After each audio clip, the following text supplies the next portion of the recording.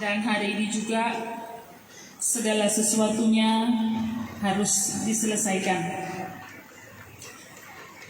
Jika tadi ditanya siapa yang membacakan riwayat hidup, saya tidak sempat tulis. Tapi hidupnya ada bersama dengan saya tanpa ditulis. Tidak ada satu hal pun yang meleset dari ingatan saya. Saya bertemu dia di laut. Saya dulu juga pelaut, radio officer satu kapal pada tahun 1995.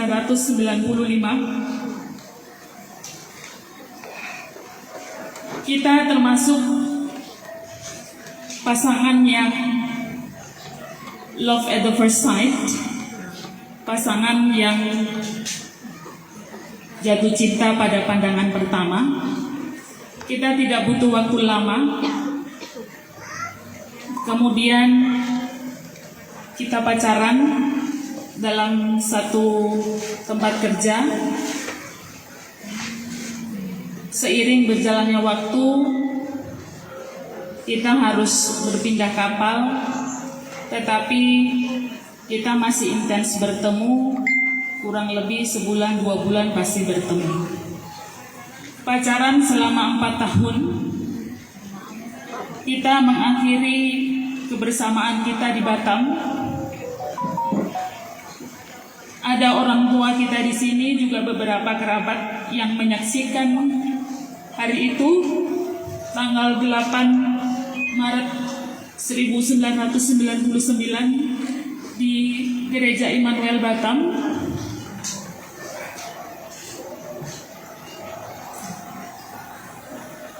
Empat tahun bukan waktu yang cukup lama untuk mengenal satu sama lain.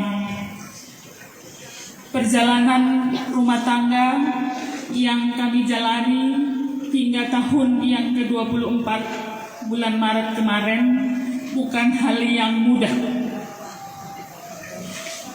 Kami harus kehilangan anak pertama kami. Tuhan tidak mengizinkan kami untuk memilikinya, tetapi pemeliharaan Tuhan selalu ada. Saya bukan lahir dari keluarga Kristen. Saya memutuskan sendiri untuk percaya kepada Kristus melalui pengalaman-pengalaman rohani yang mungkin orang boleh percaya atau tidak. Sampai dengan bahtera rumah tangga itu berjalan, ada banyak hal yang kami alami, ada banyak hal yang terjadi, ada banyak orang yang ingin memisahkan kami. Dari awal kita pacaran, kita sudah berbeda.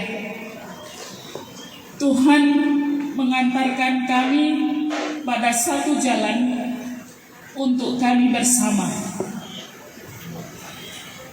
Dari awal dalam keberbedaan itu, kami berdua punya pergumulan, punya masalah.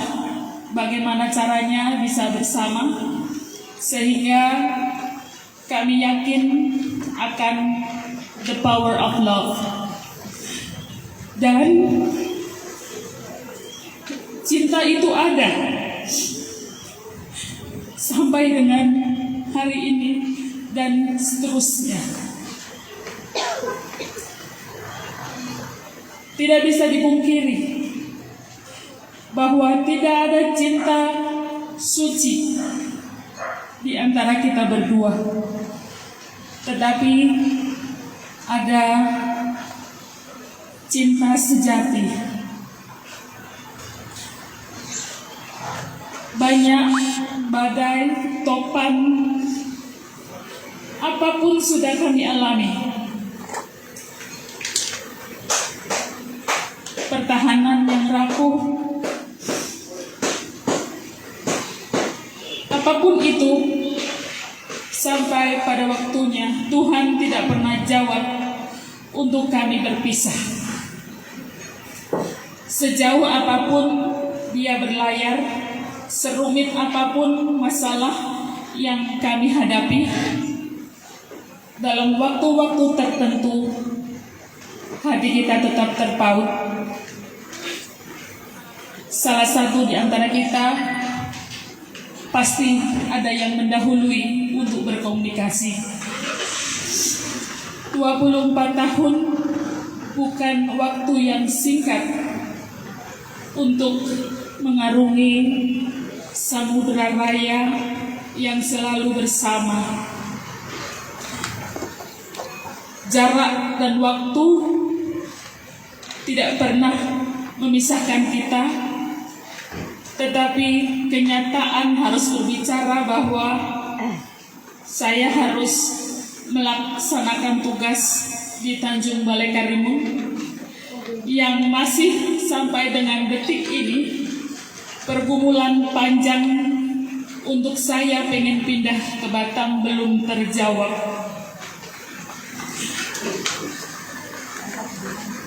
Kita sepakat untuk membagi waktu. Apapun itu bukan hal yang mudah untuk menjalani hidup bersama yang selalu jarak jauh. Banyak kapal yang sudah dia lalui, begitu juga saya meniti pekerjaan, sudah banyak sekolah yang saya harus tempati. Bukan waktu yang sebentar untuk mengukir masa-masa indah. Kalau Bapak Ibu melihat dia pakai kaos kuning yang ada tulisannya 8399, itu adalah tanggal pernikahan kami yang kami sengaja buat kaosnya itu sama, tidak menyebutkan berapa tahunnya supaya sampai kapan-kapan pun bisa dipakai. Seiring berjalannya waktu, dia harus sampai kepada perusahaan yang sekarang. Sedikit terlena karena ada sukacita ketika waktu pulangnya harus 15 hari di rumah, 1 bulan di laut. Sebuah harapan yang cukup lama kami harapkan, kami inginkan supaya kita bisa liburan bersama, supaya kita bisa melaksanakan rencana-rencana kita bersama. Sampai dengan bulan Desember tahun lalu dia pulang, ternyata perusahaan harus mengalami masalah, kapalnya di Malaysia dan dia tidak bisa ke kapal lagi. Sampai harapan bulan Mei katanya akan dipanggil kapal operasi kembali. Tetapi Tuhan mempercepat itu semua. Dia sering menyusul saya ke Tanjung Balai Karimun karena waktu dia di rumah lebih banyak. Dan Paskah kemarin adalah Paskah pertama kita bisa sama-sama duduk bersama. Ya ampun, karena selama ini dia di laut, saya di darat. Kalaupun sama-sama di darat, saya harus bertugas karena sebagai majelis jemaat dan dia duduk di bangku jemaat. Jumat Agung tahun 2023 adalah saat yang paling manis karena kita bisa duduk bersama, kemudian kita bisa menghabiskan waktu bersama sampai malam hari, sampai dia mengajak saya balik hari Sabtu, tapi saya coba tahan. sampai Paskah karena mengingat 1 minggu berikutnya saya dapat libur. Akhirnya dia nggak bisa tahan sampai Paskah, hari Sabtu sore kita balik. Hari Senin dia mengantarkan keponakan ke Bunggur karena mau naik ke Jambi. Hari Rabu tanggal 12 April dia izin, kapal sudah panggil untuk naik. Terus saya juga kasih info, ya udah aku nggak bisa ke sana karena malam ini aku tugas di ibadah keluarga. Jadi pesannya cuma hati-hati. Sampai hari Sabtu saya masih hubungi dia. Dia bertanya, kok kamu nggak pulang? Saya jawab, rencana pulang hari ini, tapi kayaknya ada pemeriksaan keuangan di gereja, jadi nanti baliknya Minggu. Oh iya sudah. Hari Minggu saya tiba di rumah. Tidak ada satu hal yang aneh, kita nggak pernah tahu sampai segalanya terjadi. Hari Senin seperti biasa agak bermalas-malasan pagi, tapi saya bersihkan rumah, saya segala macam karena cuma berdua dengan Waldi. Waldi udah masak, selesai masak, saya bersihkan. Saya bekerja sendiri di rumah, itu mengalir saja dengan sedikit-sedikit. Kok chatnya nggak dibaca, chatnya belum dibaca, tapi chat terus karena selalu ketika ada jaringannya langsung masuk. Sedikit mundur ke belakang, sekitar baru sadar ketika hari Senin jam 10 lewat Paman hubungin dan berita itu datang secara tiba-tiba yang saya speechless. Dari terima telepon, saya mundur ke belakang, duduk di tempat tidur, nggak tahu mau ngapain, nggak tahu mau mikir apa. Diam-diam baru teringat bahwa sekitar jam 7, 8, 9 malam, saya tiba-tiba pengen lihat tanggal di cincin kawin. Tanggalnya udah mau hilang. Tapi yang satu lagi ada namanya lengkap, tempat kita menikah, tanggalnya. Oh nanti kalau ada sinyal aku coba telepon lah, suruh lihat dia punya masih ada tulisannya enggak. Waktu berpikir itu nggak ada pikiran lain-lain, nggak ada lain-lain, seperti nggak ada apa-apa. Sampai berita itu datang, baru berpikir bahwa Tuhan sudah mengarahkan itu mungkin jauh-jauh hari sebelumnya.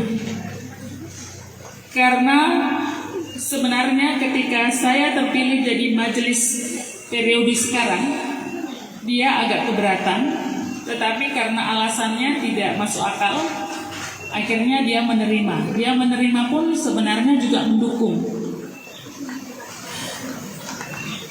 Dia katakan ketika saya tampil di mana saja, dia selalu katakan, aku senang lu kalau lihat kamu tampil begitu. Kita berdua memiliki kekurangan. Dia selalu mengejek, saya nggak bisa nyanyi, tapi dia punya suara yang sangat bagus. Semuanya saling mengisi. Bapak Ibu, setiap malam kita kalau tidur itu selalu bergandengan tangan. Sampai tadi malam, tadi subuh, saya melihat dia dalam keadaan yang tidak seperti biasanya, tetapi posisinya sama seperti ketika kita tidur bersama. Tangan tangan sebelah kirinya lurus ke bawah, sebelah kanannya ke atas, karena sebelah kanan ini tempat saya tidur. Saya nggak sanggup melihat, tapi saya paksakan melihat yang jelas bentukannya dia, dan itu dia. Perut gendutnya nggak semuanya terbakar, tapi saya kenal banget itu dia. Jadi saya mohon Bapak Ibu yang memiliki gambarnya, memiliki videonya, cukup untuk konsumsi pribadi, jangan diposting di media sosial. Saya sangat berharap sekali dengan seluruh kerendahan hati saya nggak perlu fotonya, karena semuanya saya udah kenal dia. Sampai tadi subuh saya melihat, saya nggak akan pernah lupa. Yang saya tanamkan dalam pikiran saya adalah, apapun keadaannya saat ini, dia tetap Wilmar yang saya kenal, seperti Bapak Ibu lihat seperti biasanya. Saya berani berdiri di sini. Saya yakin saya kuat.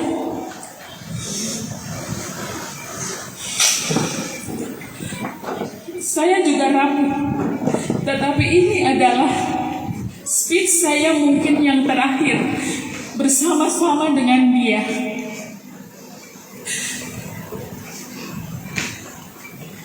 Keluarga dari Surabaya, kasihan kamu sendiri.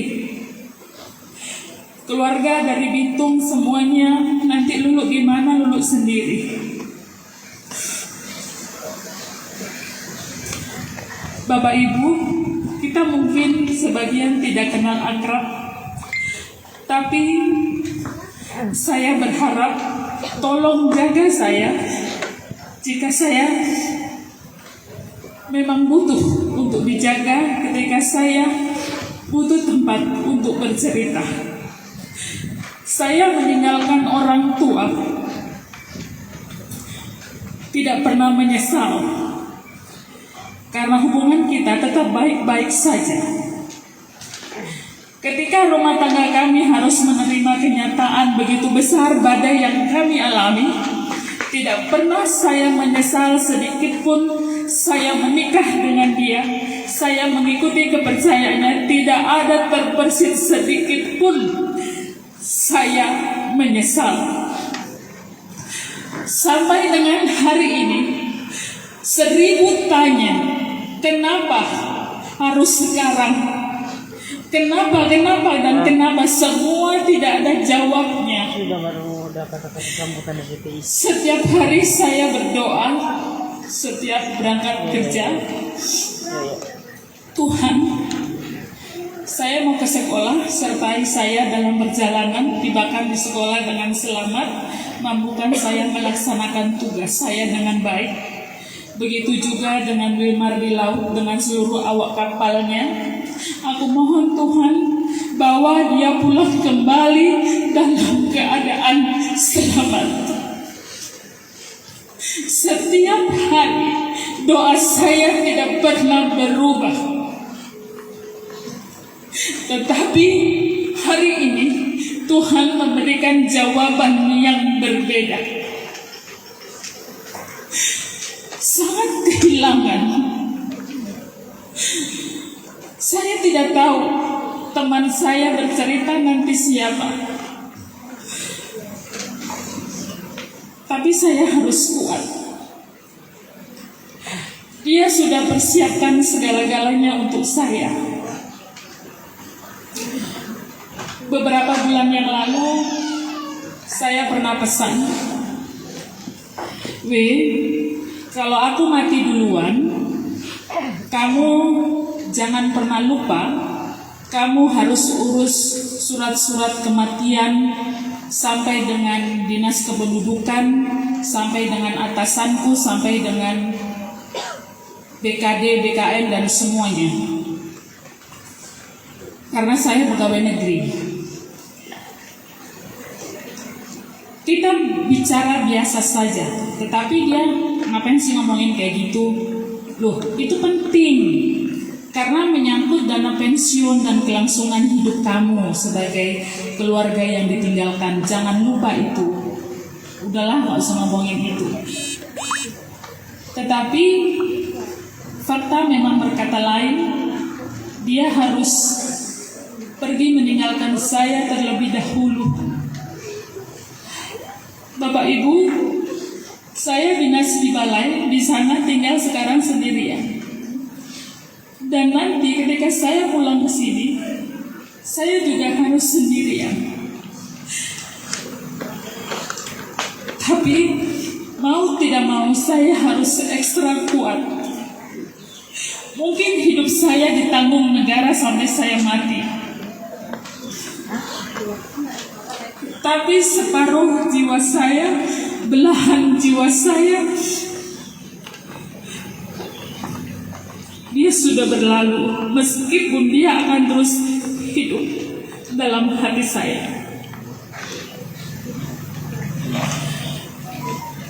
Bapak Ibu, saya sebagai istrinya mengucapkan mohon maaf jika suami saya selama hidupnya melakukan kesalahan kepada Bapak Ibu sekalian. Saya sangat kaget sekali dan kagum sekali untuk siang hari ini. Banyak sekali yang datang, banyak teman dari Tanjung Balai Karimun datang, seluruh keluarga dan handetolan di Batam juga ada. Terima kasih untuk Ibu Pendeta Wasti, Penatua Karis, dan seluruh keluarga yang sudah mendukung kami semuanya. Bapak Ibu, tolong bantu saya untuk selalu kuat. Biarkan saya merasakan bahwa saya tidak sendirian karena saya memiliki Bapak Ibu.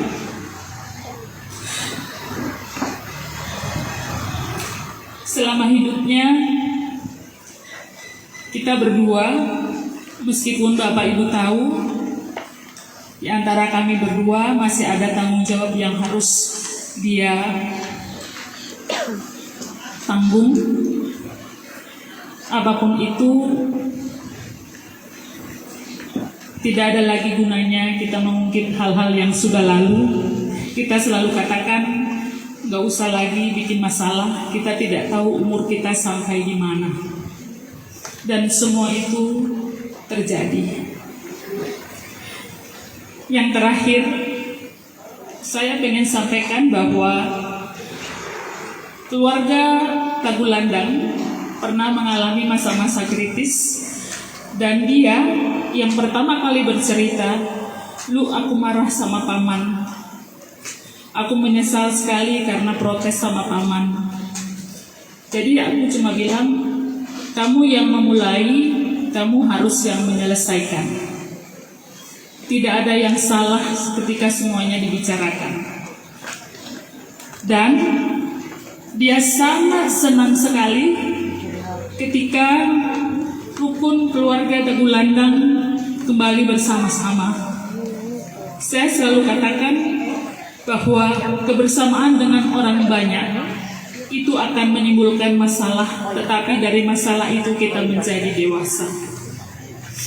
Bapak Ibu, bukan sedikit saya memberi kekuatan kepada saudara-saudara saya karena tugas saya sebagai majelis jemaat. Tetapi saat ini saya merasakan sendiri bahwa kekuatan itu sungguh luar biasa. Dari kemarin hingga hari ini doa saya cuma, Tuhan, saya butuh kekuatan yang ekstra. Karena di sini saya tidak punya siapa-siapa lagi kecuali Tuhan.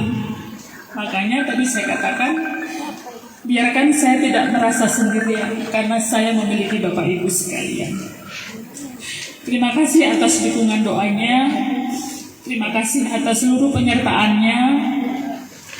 Kami tidak bisa mengucapkan satu persatu. Ada begitu banyak yang mengucapkan berrasa bela sungkawa. Kami sungguh berterima kasih. Bapak Ibu, Kita tidak tahu kapan waktu itu akan datang. Tetapi cinta saya sudah diuji dan saya sudah menjalankan janji pernikahan saya untuk mendampingi dia sampai maut memisahkan.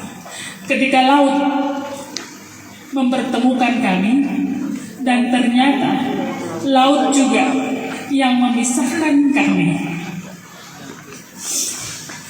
Kita tidak memiliki cinta yang suci, tetapi kita memiliki cinta sejati.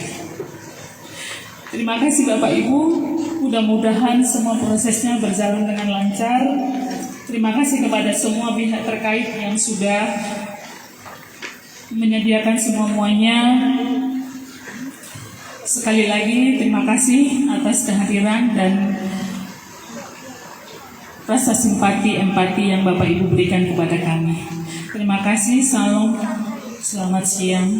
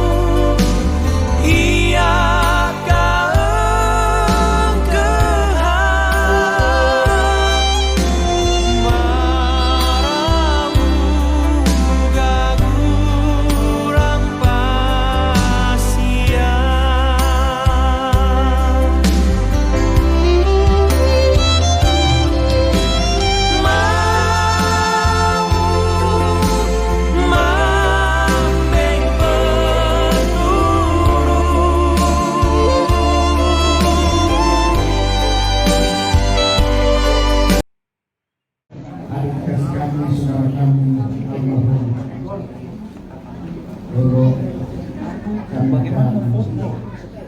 menaikkan pujian dan memberi kekuatan kepada keluarga yang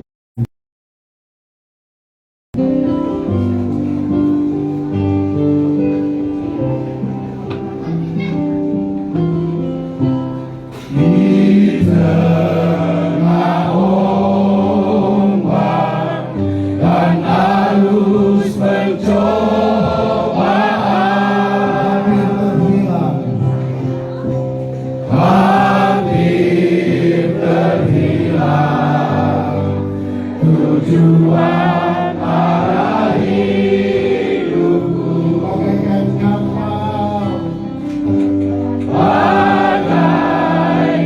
kapal yang selalu diombang-ambingkan, mengharap kasihnya seolah-olah tiada. Yesus perhatikan, Yesus perhatikan kehidupan setiap orang yang sudah rusak dibetulkan dengan penuh kasih sayang. Yesus perhatikan setiap tetesan air mata. Dia mengenal hatiku yang penuh penyesalan dosa.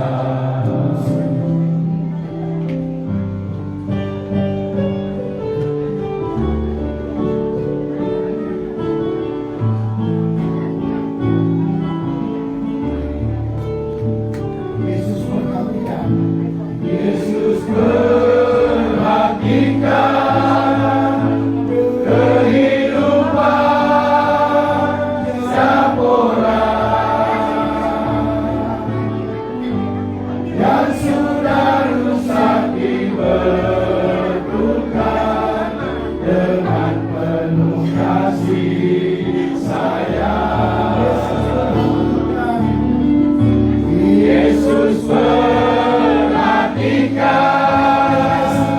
dan tetesan air mata. Dia mengenal hatiku yang penuh penyesalan dosa. Dia mengenal hatiku yang penuh penyesalan dosa.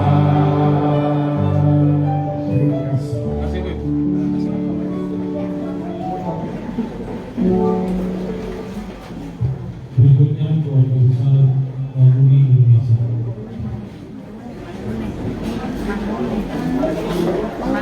Manguni.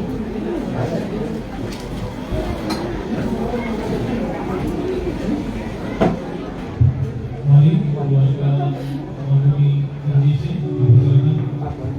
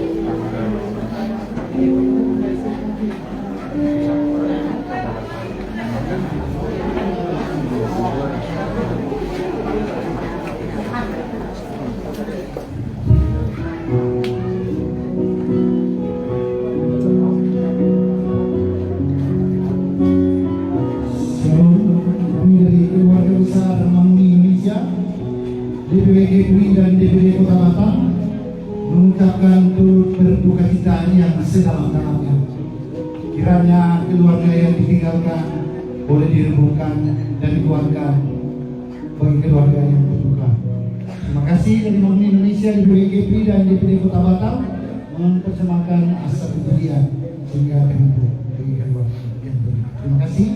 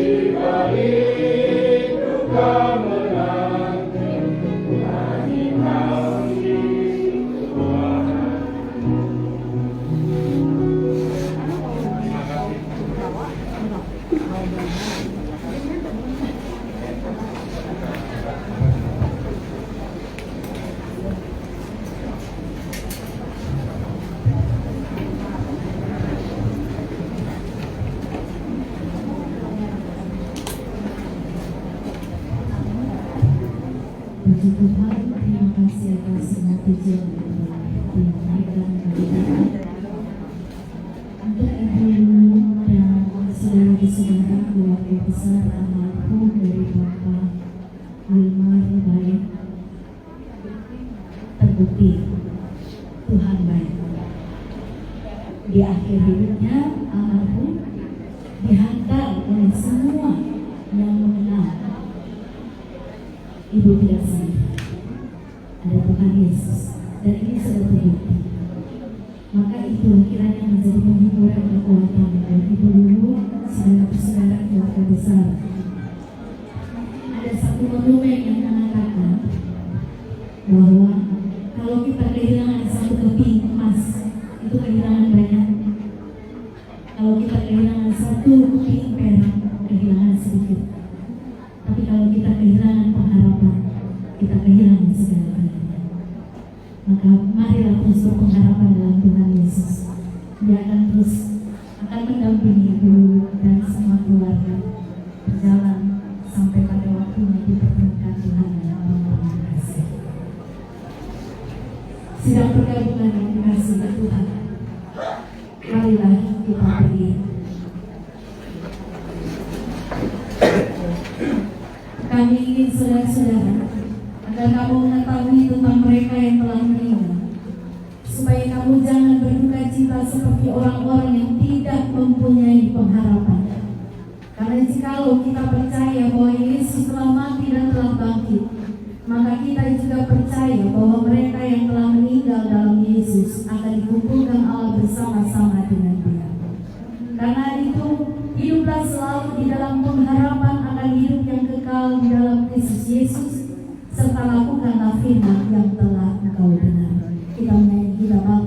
327. Jangan kamu takut.